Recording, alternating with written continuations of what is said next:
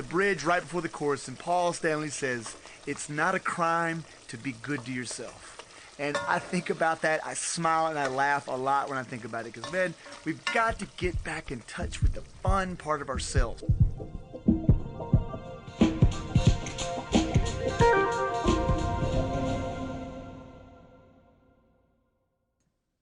Haiku. A walk in the woods, an old friend is found again, the best part of you.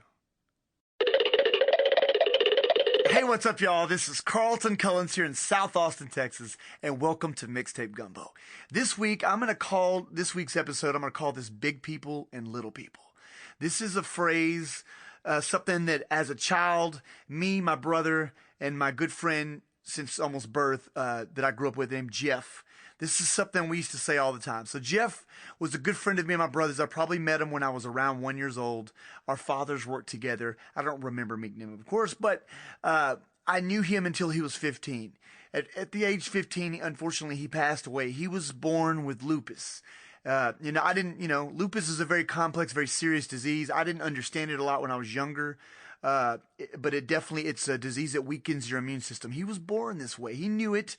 The doctors honestly had probably told his parents that he wouldn't live to be an adult, but they were going to do everything that they could. I think they had a feed business, cattle feed business, and they lived on a ranch, had a lot of forest around them and stuff like that. We would hang out a lot, particularly during the summer, during breaks, school breaks, and definitely on the weekends. And so oftentimes we would go over there because they had this huge ranch and it was awesome. And they had a lot of old farm equipment on it. And we could go literally for a mile or two back into the woods in the forest. And they just let us go back there and play. I mean, it was awesome. If anybody listening out there's got kids, or if you consider yourself a big kid, which I do, I think it's so important and so therapeutic to get out into the wilderness, get out into the forest, into the woods, as we would say in Northeast Texas. So I grew up in Tyler, Texas. This is Smith County. Some of the best times of my entire life were spent in the woods out there, just especially as a kid, just playing around. But I still go out there and I still can rekindle the fire that I had as a kid. Every time I step into the forest, regardless of where I'm at, I feel like a kid again. And that fire is always still there. And I like I said, I get in touch with that often because I often revisit the forest. But in Japan, this is a little side note, they're doing a lot of therapies over there that they call forest bathing, which I love the way that sounds. And sometimes they call it digital detoxing. But they realized, because Japan's typically way ahead of the curve, they had probably a lot of the technology that we won't even get for another year or two. They already have. They got cell phones. They got computers, all that stuff probably way before us that seem to be a little bit more advanced on that front. So they experienced a lot of the kind of bad stuff that is happening now, that we're seeing a lot of depression, I think is on the rise. I believe suicide is on the rise. Violence is on the rise. People's just overall unhappiness is on the rise. A lot of it's due to just the chaotic life that we live these days. A lot of it due to social, we're plugged into everything. We've got a phone at all times. We've got all this technology, which is awesome. It does so many good things, but at the same time, it's so easy to get caught up in it like quicksand. So they know that getting a break from that, and like I said, I'm talking about this on every episode because it's important. People need to hear this stuff. But they're taking their phones away, spending a few days or a week or two out in the wilderness, away from all that stuff, to detox, to get back in touch with nature. So back to my story. I know I get long-winded. Sorry about that. Big people and little people. So we'd go to my friend's house, Jeff, on Saturday, and we would often try to figure out what we were going to do, how we were going to play. We would either figure out what we're going to play big people, which was us pretending to be Star Wars or G.I. Joe, or we were going to play with little people, action figures. So we came from the generation of Star Wars, one of the greatest movies of all time. The original Star Wars is one of the first movies that I saw in the movie theater. Yes, I know that dates me, but soon after that, the Star Wars action figures came out. Soon after that, smaller G.I. Joe action figures came out that were about the same size. They could fit in the palm of your hand. The most awesome stuff ever. We had tons of them. So we would play big people and little people. When we'd play big people, my brother's name was Luke. And so he'd either be Luke from from Star Wars, Luke Skywalker, or he'd be Luke, Bo and Luke from Dukes of Hazzard, because we were country ass. But Anyway, it was interesting playing big people and little people. And we'd often, if we played with the action figures, we would mimic stuff we did when we were playing big people. When it was us playing out in the woods and we were pretending to be, Star Wars or G.I. Joe people or whatever, we would often mimic the stuff that we did with the action figures. It was just kind of funny. Thinking about it now, it's really funny years later. But I often think about this now because I am grown and I look at people often and I wonder where the hell their childlike spirit went.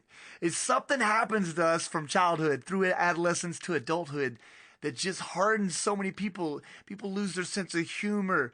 They become angry. They become tired. They become sad, or they just become bored with life. And I don't know what happens, but a trick that I've done that works really well for me, because sometimes you're going to be in contact with people that are going to piss you off. They're going to be unsettling, and it's like how to deal with that. There's lots of strategies maybe you can implement to try to deal with that. But one thing that's worked well for me is trying to imagine that person as a child. We all go through some changes from childhood to adulthood, but I don't think we change that much. I don't think the core of us changes that much at all, honestly. And I try to find that in people, the good part in all people when I meet them. Even if I really seem like I don't like them, I want to know why. I want to try to imagine what they might have been like as a kid. And I might not have liked them as a kid either, but we all have something about us that you can get in touch with. When you try to find it in other people and you see people as a child, it's endearing sometimes, it's funny sometimes, but it just reminds you that, look, man, we're all just big kids in grown-up bodies. We make mistakes. We do things that aren't nice sometimes because we're just conditioned that way because of all the crazy living we do. But if we can get back in touch in that, get out in nature, do things that spark your imagination, your creativity. I'm going to talk more about this later in the episode, but this stuff's so important. I really don't believe that people are born hateful.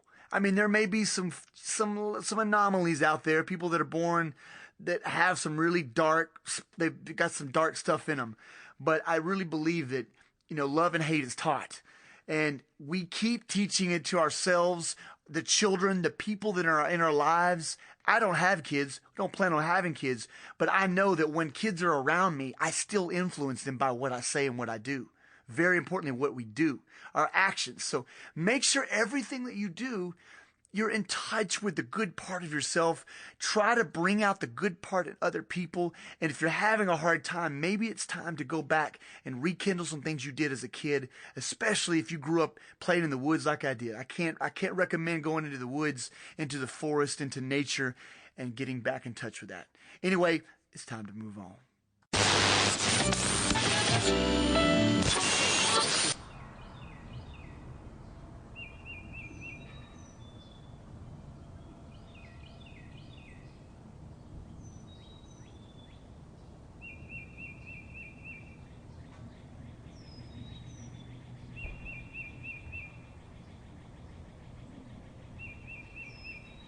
Man, if there is one thing that I know with certainty, it is this.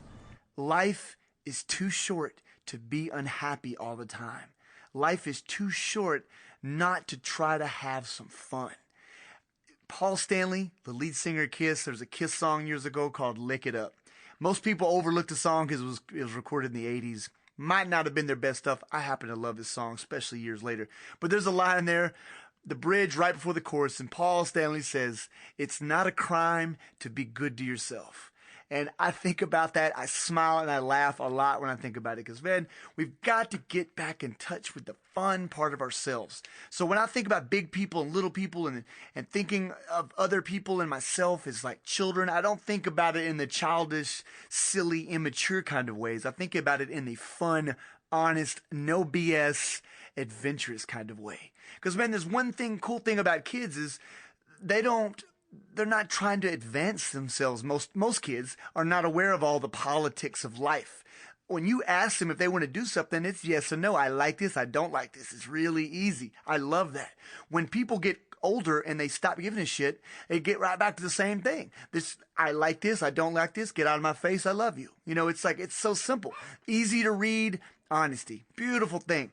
Getting back in touch with your childlike self is just getting back with the honest part of yourself, and it's really fun. So, but you've got to come up with creative things. Man, life's busy. What are you going to do to have fun? You've got to like have strategies. So years ago, I'm a big fan of lists. I've probably mentioned that before, but I wrote a list. It's probably in my email on one of my websites somewhere, but it's called Carlton's Fun List.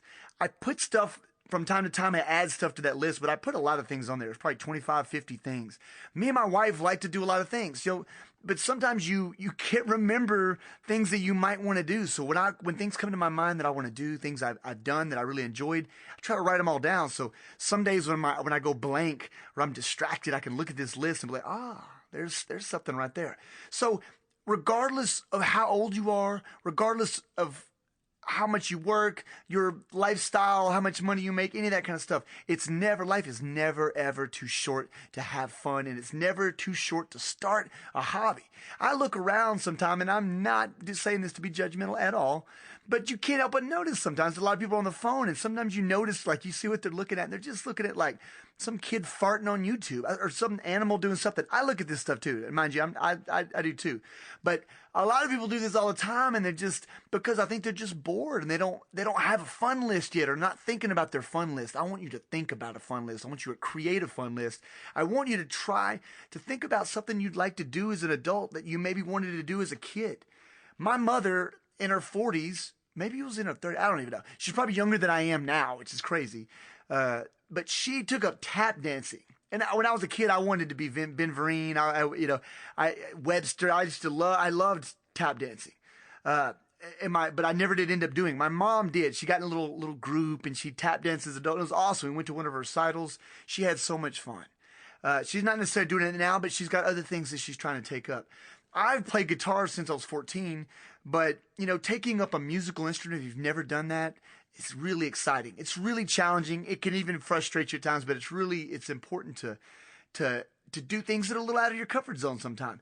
I'm not a dancer, but it seems like eventually maybe I'd like to learn how to try to dance.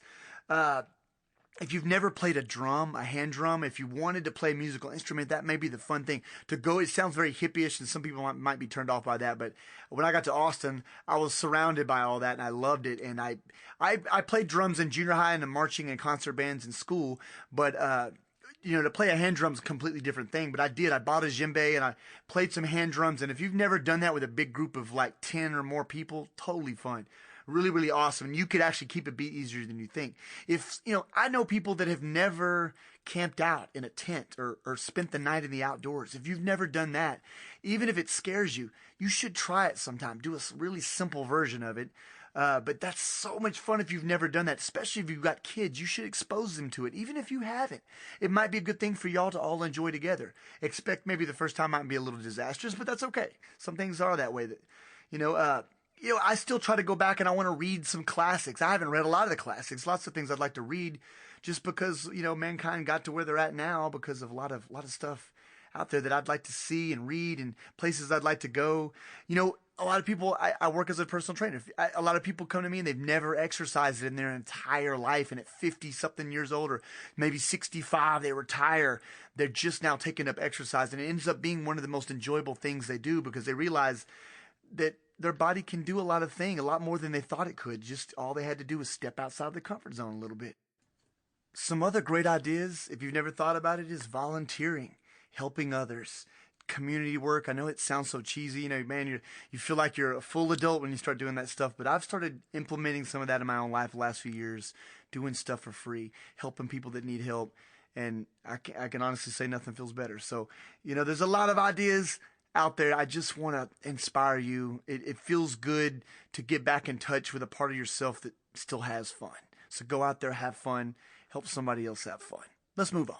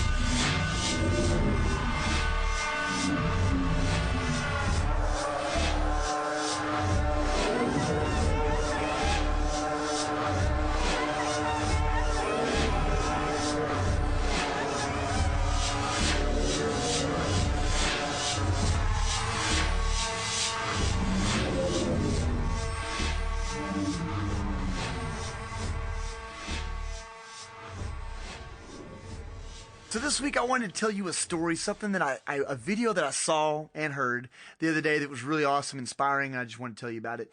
It was Neil deGrasse Tyson. I might be saying his name wrong, but for those who might not know who he's an astrophysicist. He's a cosmologist. How cool is that? He's an author. He's a scientist. He's just a really cool dude, funny, humble, very intelligent. And he's always just got cool stuff to say. But he was speaking to a graduating class.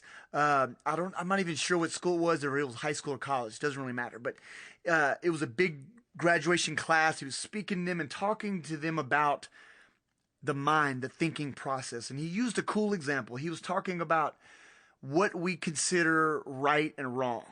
And he used the example like asking a child or anybody to spell cat.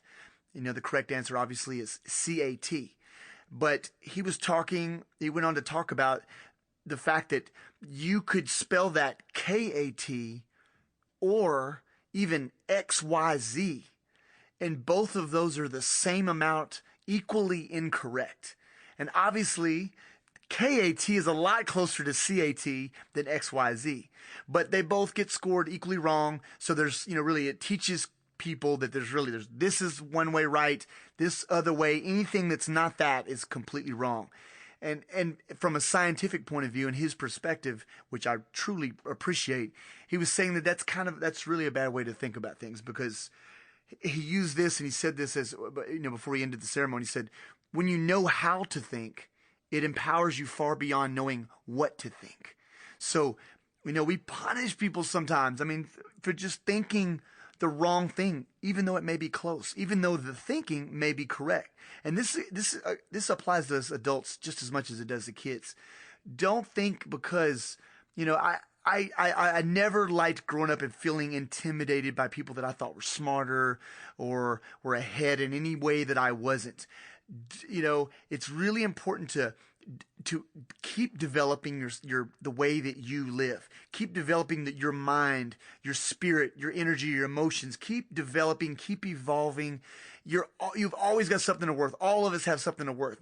Keep thinking. You can really develop critical thinking skills, and you can do this over an entire lifetime and improve the way that you think about any situation, and not just react to everything, but you take pause. You try to understand. That's where I think we're missing so much today. I think we obviously have the capability to take pause and understand, want to understand others, want to understand things in ourselves that we might not be clear about. But it's really important to think about that stuff because we've gotten so away from it. People are so on edge, so angry, particularly here in America. It's just, it's like we're getting desensitized to the anger and the violence. And that really, really bothers me. I don't want to get too much into it, but you all know what I'm talking about. You just turn on the news nowadays. It's disheartening, the stuff that we see every day. But I can honestly say for myself that I'm kind of getting desensitized. It's like, look at something like mass shootings, and there's one like once a month almost now. And if it's not as many people as the last time, some people might even think it's not that big a deal.